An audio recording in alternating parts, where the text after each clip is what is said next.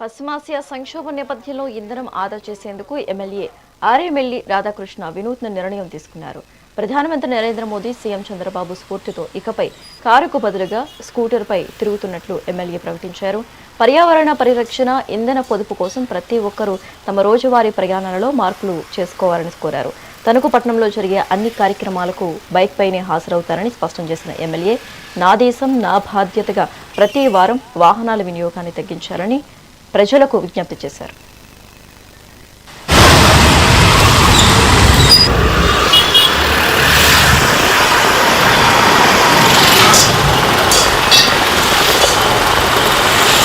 పశ్చిమాసియా సంక్షోభ నేపథ్యంలో గౌరవ ప్రధానమంత్రి నరేంద్ర మోడీ గారు డీజిల్, పెట్రోల్ ఇంధన ఆదా మీద ఇచ్చినటువంటి పిలుపు మేరకు మన ముఖ్యమంత్రి చంద్రబాబు నాయుడు గారు, ఉప ముఖ్యమంత్రి వర్యులు పవన్ కళ్యాణ్ గారు, ఐటీ విద్యాశాఖ మంత్రులు యువ నాయకులు నారా లోకేష్ గారు వారి కాన్వాయ్లో వెహికల్స్ని తగ్గించి పర్యావరణాన్ని కాపాడే విధంగా, అదేవిధంగా ఇంధన పొదుపు చేసే విధంగా తీసుకున్నటువంటి చర్యలు స్ఫూర్తిదాయకంగా ఈరోజు మనందరిలోనూ కూడా ఒక స్ఫూర్తిని రగిలించినాయి.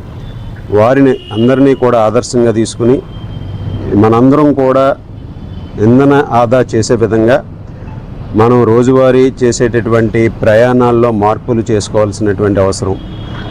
ఈరోజు తణుకు పట్టణం వరకు కారుకు బదులుగా మేము కూడా స్కూటర్ మీదే ఇక నుంచి అన్ని కార్యక్రమాలకి అటెండ్ అయ్యే విధంగా, అదేవిధంగా ఈరోజు నా దేశం నా బాధ్యత అనే పిలుపు ముఖ్యమంత్రి చంద్రబాబు నాయుడు గారు ఏదైతే ఇచ్చారో దానికి అనుగుణంగా ప్రతి వారం కూడా అందరూ కూడా ఇంధన ఆదా చేసే విధంగా మనందరం కూడా వెహికల్స్ యూసేజ్ని తగ్గించి ప్రత్యామ్నాయ మార్గాలు చూసే విధంగా కూడా ప్రతి ఒక్కరూ చేయాలి. అలాగే వారానికి ఒకరోజు వెహికల్స్ వాడకాన్ని పూర్తిగా మాని ప్రత్యామ్నాయ మార్గాల ద్వారా మన గమ్యాలకు చేరుకునే విధంగా అందరం కూడా దానిలో భాగస్వాములై ఈరోజు గౌరవ ప్రధానమంత్రి నరేంద్ర మోడీ గారు ఇచ్చినటువంటి పిలుపు, అలాగే మన దేశం మన బాధ్యత, ఇవన్నీ కూడా మనందరం కూడా పాటిద్దామని తెలియజేసుకుంటూ నేను ఈ రోజు నుంచి తణుకు పట్టణంలో అన్ని కార్యక్రమాలకి బైక్ మీద హాజరయ్యే విధంగా నిర్ణయం తీసుకున్నాను.